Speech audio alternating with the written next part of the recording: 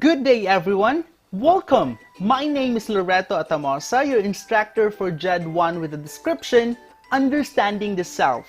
For today's video, we will talk about the second part of our video discussion under digging deeper into oneself, which is the social self. Under this video discussion, we will talk about the factors that involve in our social self, which are social psychology, person perception, social norms, nature and depth of relationships, attitudes, and stereotypes. And at the end of this video, you guys are expected to identify and evaluate critical factors for meaningful social relationships, to differentiate behaviors that make for acceptable social relationship from these behaviors that are not acceptable, and to analyze behaviors to achieve harmonious relationship with others. Alrighty, let's start!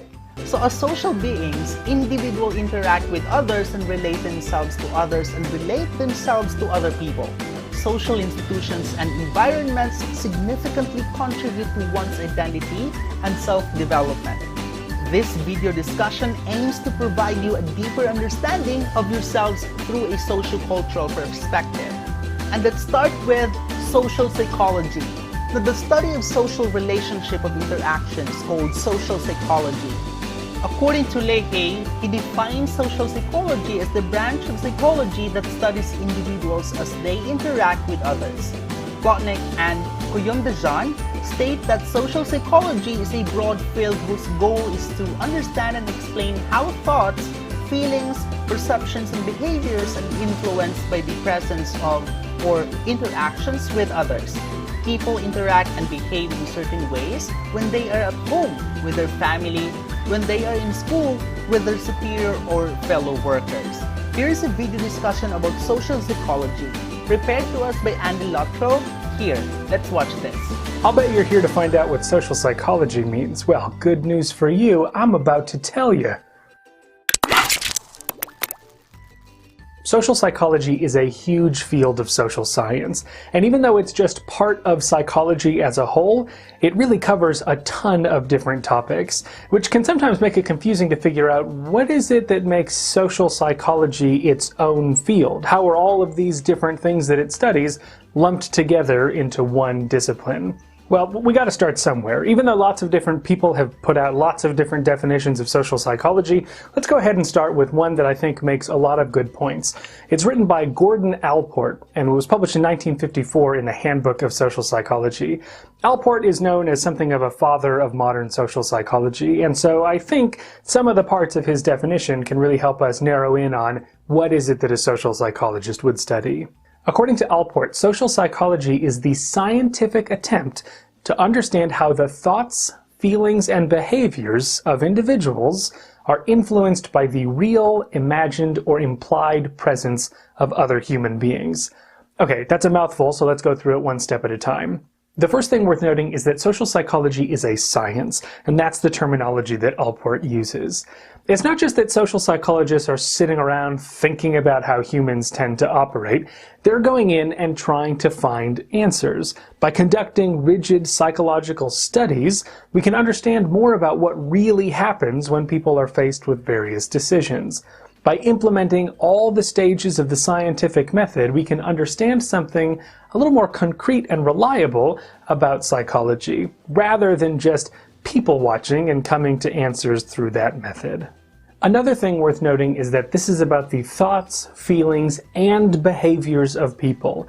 We care about the whole range of experiences that a human person can have. Thoughts being the kinds of beliefs or expectations that people have about what's going on in the world.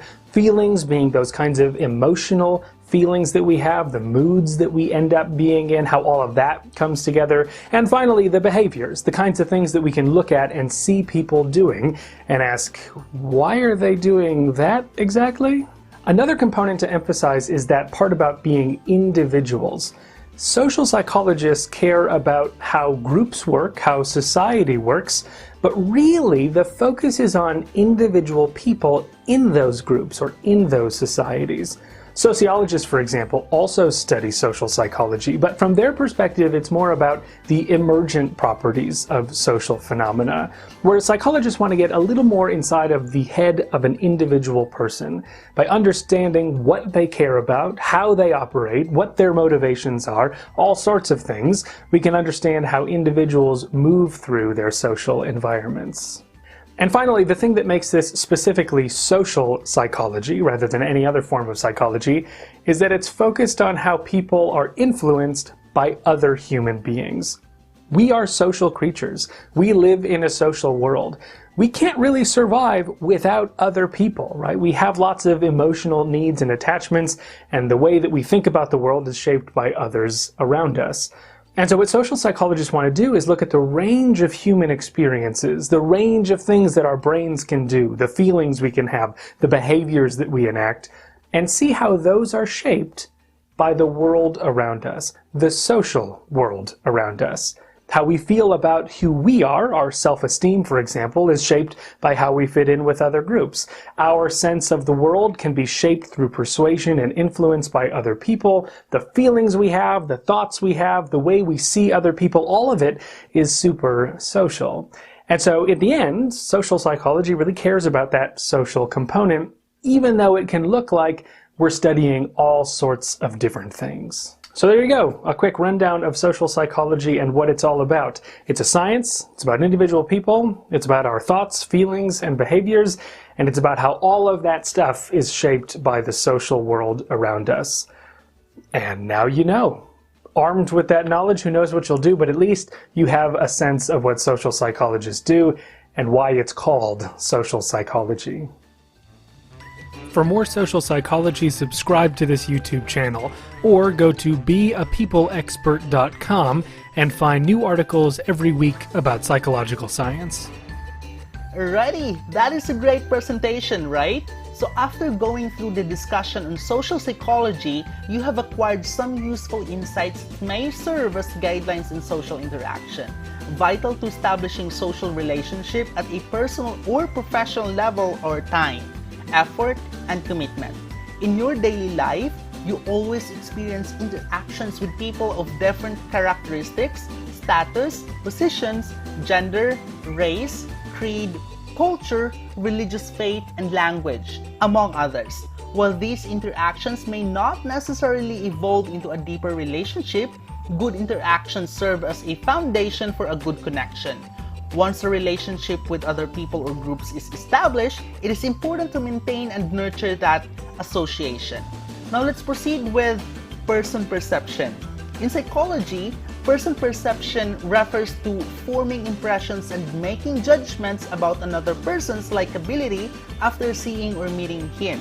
The assessment involves as well what kind of person one is, including his or her intentions, traits, and behaviors. That is according to Plotnick and Coyon-de-Jean.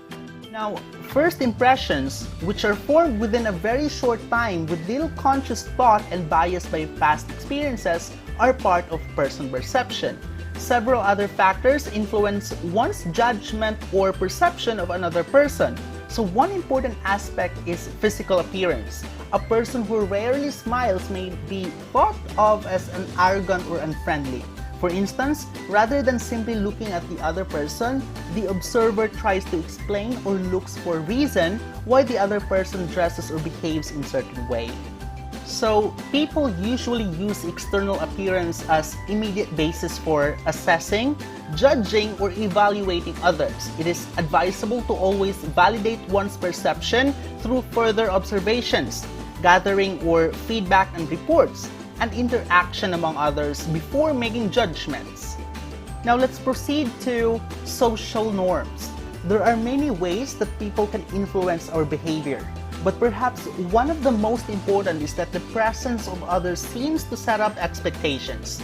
We do not expect people to behave randomly, but to behave in certain ways in particular situations. So each social situation entails its own particular set of expectations about the proper way to behave. Such expectation can vary from group to group. So first, let's define norms. So if we are to talk about norms, these are patterns or traits characterized as typical or usual group. Other terms associated with norms are average and normal. So norms change over time. So many years ago, mothers stay at home to care for their children. Women wear only dresses and skirts in attending church services, or couples raise big families. Today, these are no longer the norms due to changes in many factors such as the financial, moral, social, or psychological aspects of society. So if we are to talk about social norms, it refers to spoken and unspoken rules for behaving in particular situations. So one example is covering mouths when sneezing or coughing. Norms in social behavior serves to guide or regulate the manner in which people conduct themselves. Behaviors have to have controlled or regulated because of social consequences. It is one's responsibility to make sure that his or her behavior does not hurt, offend, or disturb other people. And so, observing norms in social behavior is expected to members of a group and the larger society in general. So doing ensures to maintain good relationships within the group. People are social animals and are almost always in the company of others. So being in a group can be both advantages and disadvantages. As a member of a society, each person has a role to play, which may support or complement the roles of other people he or she interacts with. And social roles, on the other hand, specify the part or position of a person in a society. So it also specifies behavior expected to be exhibited by an individual or practicing his or her role. It is important to note that social roles play an important and positive role in the society, while a sociogram indicates the social structure of a group and the relationship of people within that group. So it shows who are popular isolates, islands, and mutual friends. Now, there is a considerable pressure to conform the social roles. And so if we are to talk about conformity, it refers to yielding to group pressure to act as everyone does, even when no direct request had been made. That is according to Leahy in 2009. So it is the tendency to behave like others in the group do. So conformity is brought about by two motivations, that is to gain reward or approval, or to avoid punishment or disapproval, and to gain information. So some factors make conformity more likely to exist in a group, which are the size of the group. So the more people there are in a group, the more likely a member tends to conform. We have unanimous groups. So conformity is highest when an individual faces a group in which all members feel the same way about a topic, a problem, or an issue. We have culture. So conformity occurs in all cultures. However, some cultures emphasize the welfare of the individual, therefore people are less conforming. So others focus on collective welfare to people to be more conforming. So a high degree of conformity leads to faster accomplishment of a task or work. And lastly, gender. So in the past, females were more likely to conform than males, but research shows that it is no longer the case according to Igley in 1978. Alrighty, and now let's proceed with nature and depth relationships. So relationships are among the most important aspects of our lives. They can be positive or conflicted, but the lack of relationship could be the worst of all, as it creates loneliness. In all love, there are levels of caring and mutual regard, and in the strongest of relationships, there is not only a depth of caring, but also depth of knowing. And these are the three considered depth of relationship. We have familiarity.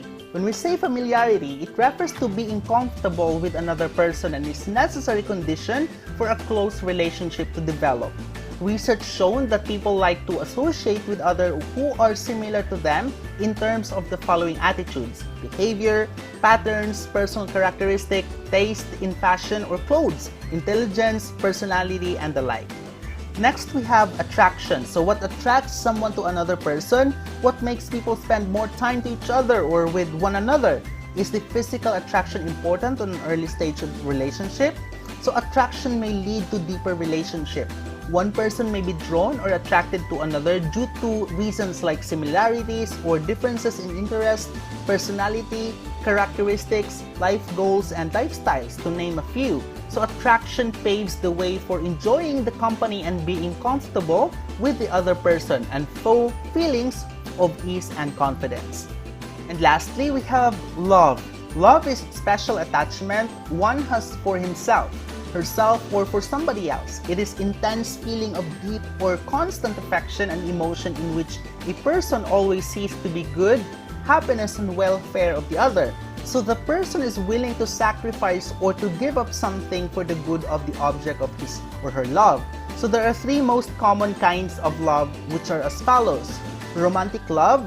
If we are to talk about romantic love, or some call it passionate love, is described as has a strong sexual and infatuation components and often predominates the early period of a relationship. So this is the phase one, like to call the honeymoon phase. So this is the beginning of something amazing. This is the time where you fall into a deep love, get to know someone on a different level, and experience each other's minds and bodies. So this is the phase that when you've been together for years, to remind yourself of, to make sure you never forget how you got there in the first place. This love, this is the fun love. We also have this affectionate love. So affectionate love is described as this type of love, also called companionate love. An individual desires to have the other person near and has a deep, caring affectionate for the other person. So this is the type of love that begins to blossom after romantic love. This is where you find a deep sense of caring for your partner and a respectful bond. This moves into your relationship as partners and equals. Lastly, we have consummate love. So this is the deep love. This is the long-term committed love.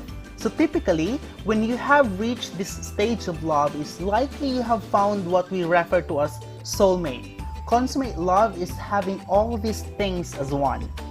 Ready? And now let's proceed with attitudes. So attitudes are beliefs that predispose people to act and feel in certain ways toward people, objects, or ideas. So a positive attitude is reflected in a happy, pleasant, or optimistic disposition. In the other hand, a negative attitude is associated with pessimism or general feeling of dislike.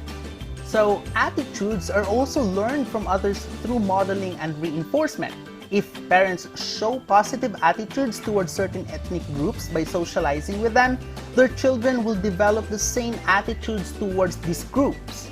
And so attitudes are not permanent. They can be changed or modified even after they have been formed. Persuasive communication plays a big part in this process. So the extent of change in the attitude depends on the speaker, the message, and the listener. So if the speaker is a credible source of information, he or she is more likely to persuade a person to change or modify his or her attitudes. So the more credible the speaker is, the more persuasive the message becomes. And now let's proceed with stereotypes.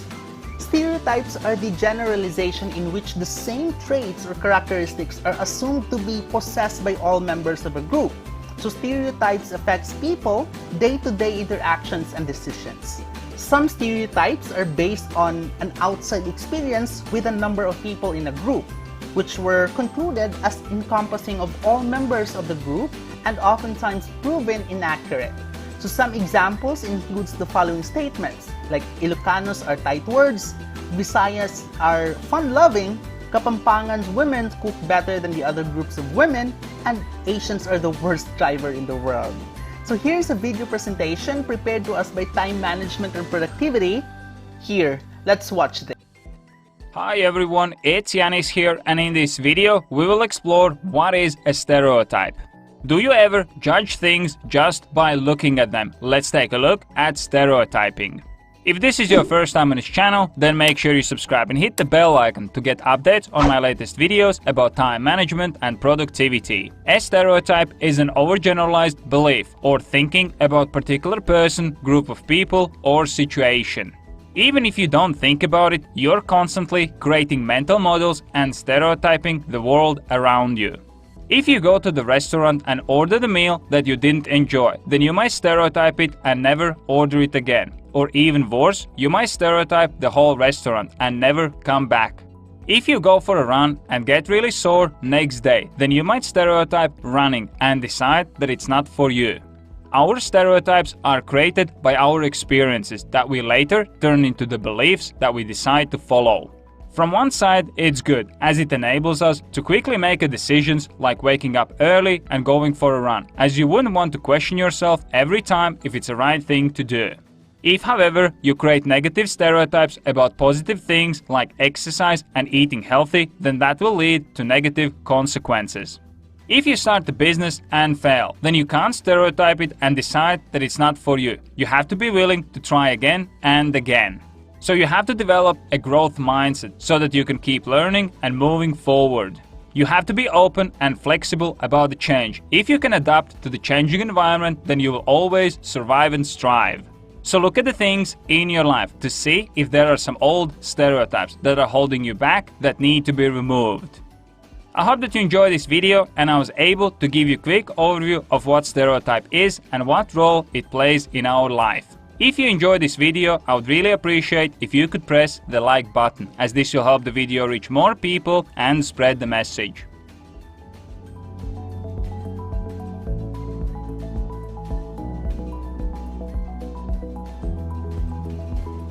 Alrighty, that is amazing, right? So remember, negative stereotypes are accompanied by prejudice and discrimination. So prejudice is an unfair or intolerant attitude or opinion towards the members of the group. And discrimination against people based on their skin color or ethnic heritage is called racism, while discrimination against people because of their gender is referred to as sexism. And that's it for today's lesson. See you guys in my next video. Goodbye!